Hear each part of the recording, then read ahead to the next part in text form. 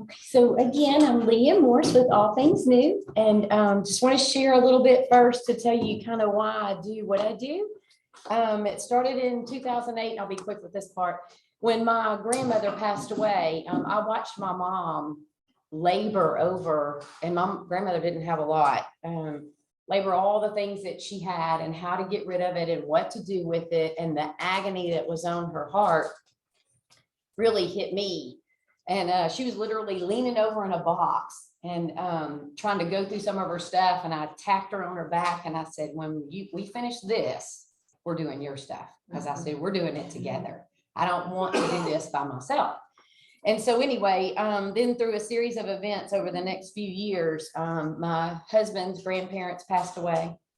And we had to help a little bit with an estate sale and get some things together. And, you know, the same thing, you're going through their house and looking at all their stuff and trying to figure out what you want to keep and then what everybody else is going to keep. And just the whole, the emotional trauma of all of that. Then right behind that, there was a few years in between. We sold our house, sold everything in it, had an estate sale, did the whole 9 yards, downsized, went from a 3,800 square foot house to 2,000 square feet. We now live in 1,300 square feet. I get it all mixed up. But anyway, so we've done it. We've been there, we've done it. And then lastly was his parents passed away, kind of one right behind the other. And we had to go through it again. And we hired the same company that did our estate sale to do their estate sale. And it was just hard. Like that one was way harder on us than ours was, because it was like getting rid of your own stuff. But then when you see like your parents' stuff laid out on tables and things, it just has a negative impact on you and it's hard. And so anyway, we started helping friends and other family members kind of walk through this process. We did a few estate sales. And that was really how I got started, was doing the estate sales first, and then started doing the moving and the packing and trying to help people transition, you know, from one home to another. We helped a girlfriend move to Florida. I helped a lady move to Texas. I mean, we've been kind of all over. But anyway, but the gist of it is that I feel like God trained me to do it. He called me to do it. And so I really have a heart for doing what I do now. So anyway, but I want to start with the famous last words from everyone that I have moved. At some point in time, they will say, I did not know I had this much stuff. And it just like crawls out from under the woodwork. You'll get a room done and you go back in there and it's like, where did that come from? I promise we did all that, but yet it just keeps appearing. And so anyway, just want to say that, you know, stuff kind of infiltrates your life. It's slow, quiet. You don't really notice it that much. And you know, you'll go shopping and you're really happy when you bring home what you bought. And, you know, it's kind of like moving into a new house and you get to decorate it, make it your own, put your stamp on it, you know, give it your vibe. And then, you know, you all of a sudden realize, oh man, I got to clean this. I have to maintain it. I have to dust it. I have to wash it. And, you know, it kind of gets overwhelming if you get too much stuff. And, so anyway, I want to share a new phrase with you all that's emerging about minimizing and decluttering. And it's the last one came from, I'm sure you all heard of Marie Kondo, and hers was about, you know, everything that brings you joy. Hold on to the things that bring you joy. And so the newest one is based on a book called Goodbye Things by Fumio Sasaki. And it's about the silent to-do list. And he believes every single material item in our house is sending out messages, some positive and some negative.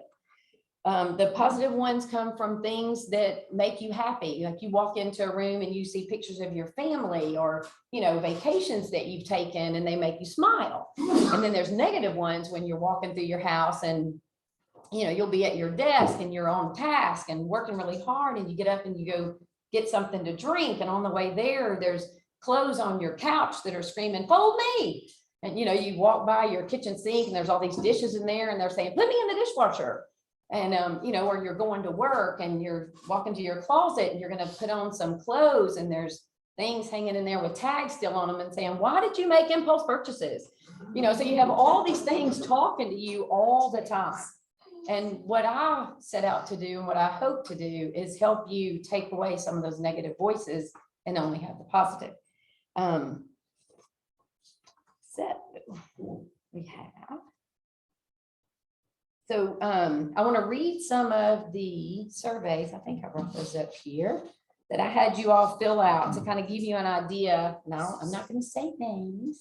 Oh, I have another one of kind of things that people deal with to let you know that we're all kind of in the same spot. So someone said, you know, I asked about the one place in your life that, you know, you would like organized, and they said their entry room. And I said, what do you think about when you see it? And they said it doesn't have any decorations in it. Somebody said their office. And, you know, you can't stay ahead of the paperwork. You need to block out more specific time on schedule to do it. And then one person said all of the above. When I get time, I really need to do this. And one person said just their home. I need to do something about all this stuff. And another person said office. I'm behind. The problem with putting it all away. I forget about doing it. I'm very visual. One person circled garage and they said not enough proper storage. Somebody says the garage, their spare room, yuck. And someone said their closets, easy to find. What I wanted, that says the retail side, well, I can't tell. I'm gonna have to come back to you on that one. I'm sorry. Okay, office, it says I need to organize. Maybe it will boost my energy, definitely. And then one person says their home and their garage. I want to get this stuff out and organize it, put it into a storage place. And then one says garage, stress, lots of chaos. And those are the things that everybody says, the same basic stuff, as it causes chaos. It makes you crazy. You're trying to figure out what to do with all of it, and it's just too hard. And, you know, people will just give up because they can't handle it alone. And so that's kind of what I do. I just come in and I help you go through the stuff. We're working with the client right now, just to give you an example. His wife passed away about 3 years ago, and he literally has just come to exist. And you walk into his house and there is stuff everywhere. Like, I don't think he was a hoarder in his life, but he looks like a hoarder now because he doesn't know how to do all the things his wife did to keep their house straight and clean and organized. And in his living room, he's got piles of paper, and then there's boxes everywhere. And one box will have 3 or 4 pieces of paper, and the other box has 3 or 4 pieces of paper. And I'm asking him, like, what do you want to do with these pieces of paper? And he's like, I don't know. I just put them in the box. And so we've worked with him. He's moving in a couple of weeks, and we've been working with him to try to get him to thin out the things that he doesn't need to hold on to any longer, and then move into his new space with a lot less stuff. He's got probably, I'm going to say 30 pieces of furniture that he wants to take with him, and he's moving into 1,100 square feet. He doesn't want to get rid of it. And I understand it all has memories. His wife loved flowers. And so he's got all these flower pots all over the house that she grew flowers and put them in there, but he doesn't do it, but he's not willing to let go of the pots.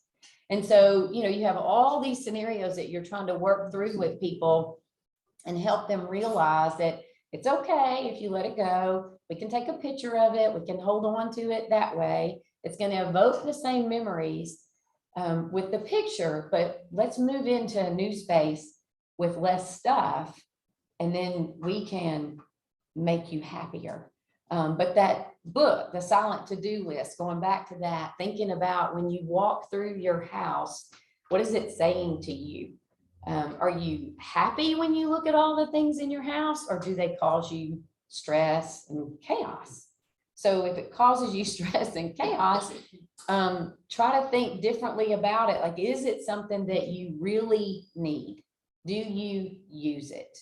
Another example I have is we've just merged houses with my mom. She lives with us, and we lived in the garage on our property for 7 years, waiting to rehab, flip the home that we now live in. And my mom lived in part of the house. We fixed it for her so she could live in her bedroom, and we cleaned up the kitchen and made it nice and, you know, good enough to get by until we could do all of this. And so now we've done it. So we have merged our two houses. And when she moved out there, we went through a lot of her stuff, got rid of a lot of stuff.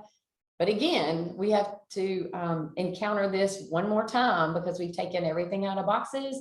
We have all of her casserole dishes and all of our casserole dishes, which we kind of minimized down to about 3. But now we have about 50. And, you know, it's like, okay, we can't have this many. And she's okay. She's just like, stack it over here and stack it on top. And I'm like, no.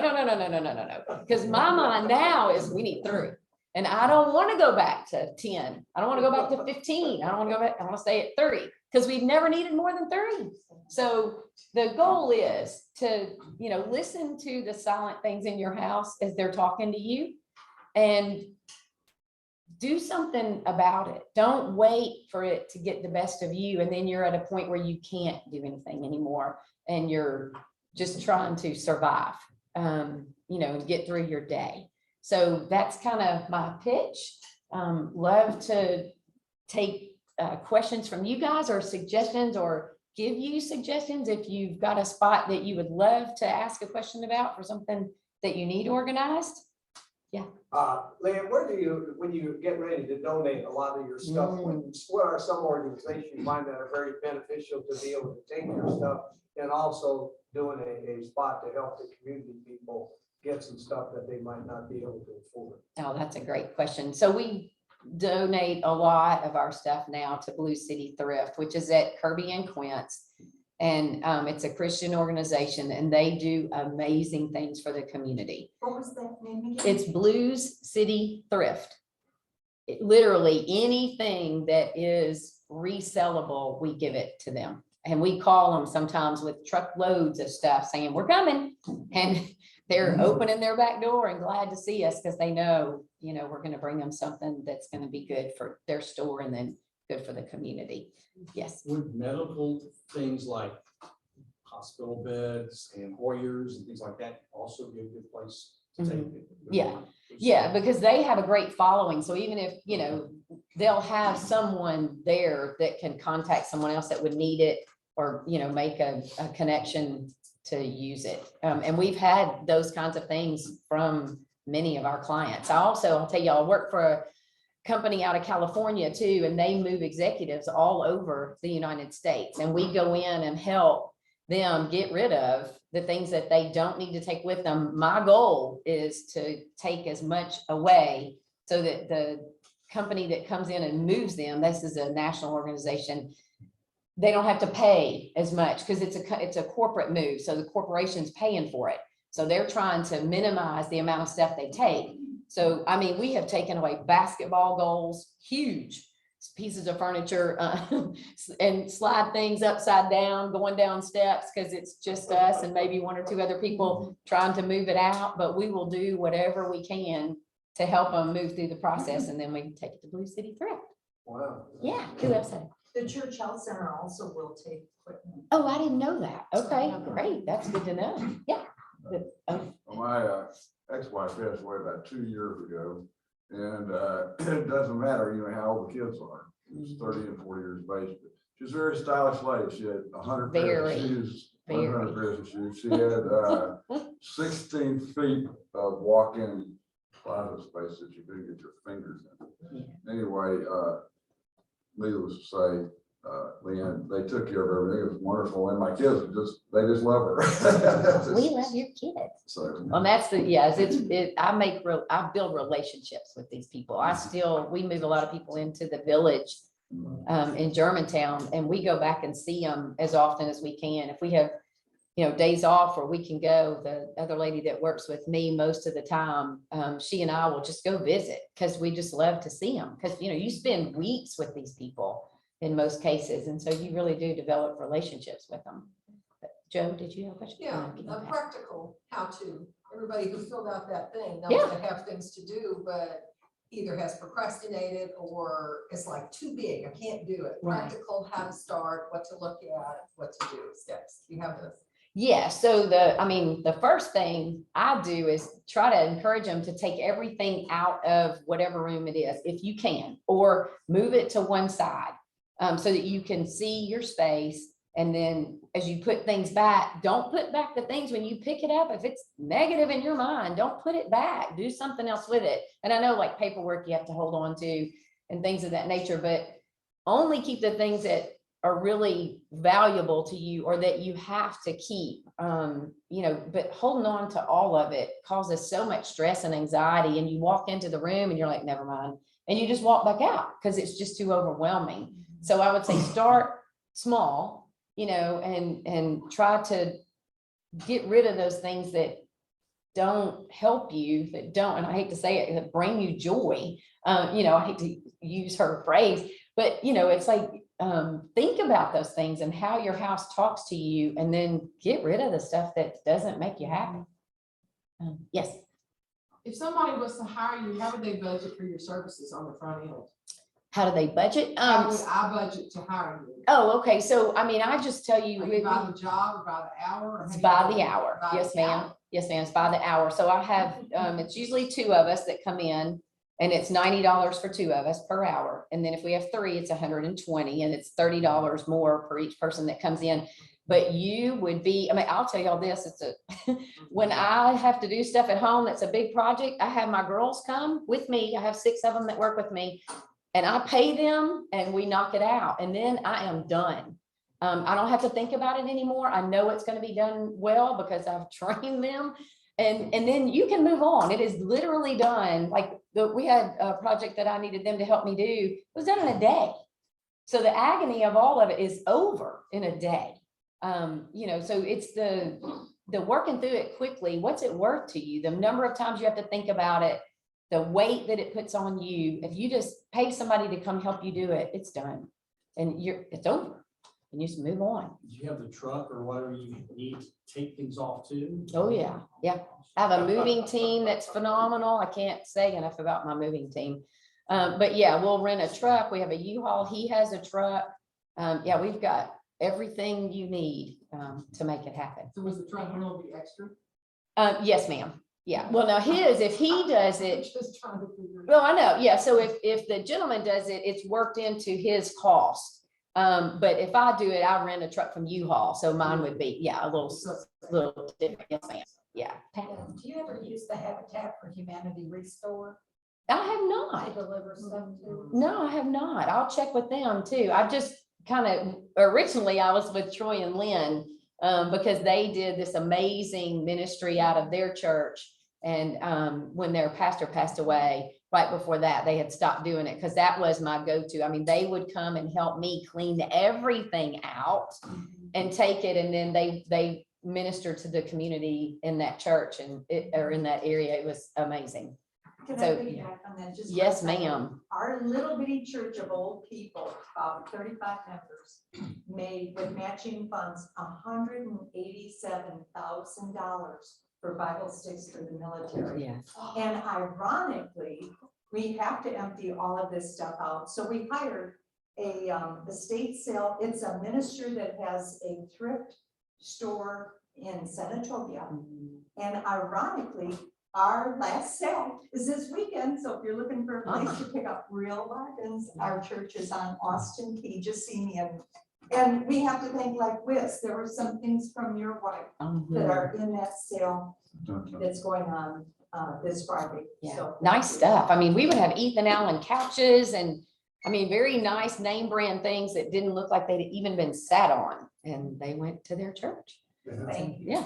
Yes. And if I can hit on the budgeting aspect, so Leanne and I have worked together from a perspective of building her business up. And she this was something she already had in place, but one thing that she really does well is she works with all of her families that she offers services to and shows them, this is what it's going to cost you. And she's got it down streamlined to, this is the amount of time that will be. And then if that's not sufficient for you, then she'll look at that and say, okay, let's adjust. So she's like all in it from that perspective. So from a budgeting perspective, she's really got it down to where she works with the families to make it most efficient for them. Yeah. Yeah, it's important to me, yeah. I got a testimony. I helped her on a job, a Texas job. But in a couple other places, but one of the cool things about Leanne is she goes in there mentally prepared to help them mentally prepare. That's huge. The patience that she has is amazing. It is a God thing for her because I'm gonna cry because I'm so sensitive. But it is, she is so passionate to helping those people. I mean, the lady that the big job, she had dementia, and it was just, she was repeating herself continually, but she just kept going and she just worked with it, but she helps them understand, and she does it so gently, and they're so welcoming to whatever she suggests. So that is huge. That's a gift. Yeah, thank you. Yes, ma'am. And she helped me clean a room I couldn't even see to clean. And she's not clean, organized. Yeah. And my husband was scared to death she was gonna throw away his stuff. He was really happy afterwards. So I could not move. I had a bad reaction to the shot, you know what I'm talking about, the shot, really bad reaction. I could hardly take a box from one end of the house to the other. And I had people coming in to replace my floors. I had to move everything in my house. There was no way. I called Leanne. She brought a team of 10 people over there. And I mean, within just a few hours, they had everything packed up in boxes, neatly stored in my garage, my back patio. And then my next worry was this: are they going to be able to put it all back where it's supposed to go? They did. All I can say is, wow, Leanne. And it was so affordable because they knew what they were doing. They went in, they didn't look up. They just did what they were supposed to do, and it was done. Thank you. Any other questions? I'm Okay. gonna do one more testimony. When my parents are difficult, to be nice about it, okay? And they have more stuff than I can possibly imagine in their house, can barely walk, and they were very opposed to Leanne coming and helping them. They wanted me to do it all, and it was impossible to do. But in fact, I was just completely overwhelmed every time I walked in the house. So I introduced Leanne to them, and because she's not family, they didn't argue with her quite as much as they did me. Imagine that. But my mother had already made up her mind, she wasn't like me. And Leanne came in and charmed her right into liking her anyway, and helped her pack up her stuff, including the stuff she wouldn't get rid of. And then she helped her unpack it at the new place, and she got rid of more stuff that they had to pay them to. But because of Leanne and her team's patience in helping them, she was able to place things where Mom could reach it. Mom can't reach above her head anymore, but it was just amazing, and it took so much stress off me. So I'm just so grateful for it. Well, the fun thing about her parents, what's your stepdad's nickname? Tomcat. Tomcat. Okay, so one of the girls that works with me is a hoot. And every day she would walk in the door and she'd go, "Good morning, Tomcat." I mean, she'd get him going, and he, like she said, he was not that happy about what was going on. But by the end, I mean, when we would walk in the door, he'd be smiling because he knew we were coming to do some stuff, but we had a good time doing it. So we really try hard to make the transition easy. Yes, sir. Yeah, Leanne, we talked about the emotional, I think, the juice girl over there was talking about. Juice girl. Miss Juice Plus. Yeah. The thing about it is we had a gentleman whose wife passed away about, 5 years ago, Lenny? And he could not come to move her stuff, her dresses, her shoes. The pictures were okay, he could live with that, but he just had, she has such a knack of dealing with folks and the emotional side of getting rid of stuff. And so anyway, you have that God-sent talent there, Rhea. Well, I think that's because we had to do it. You know, We had to, yeah, we had to do it, yeah. The one out there, so. Thank you. Thank you. All right, well, thank you so much.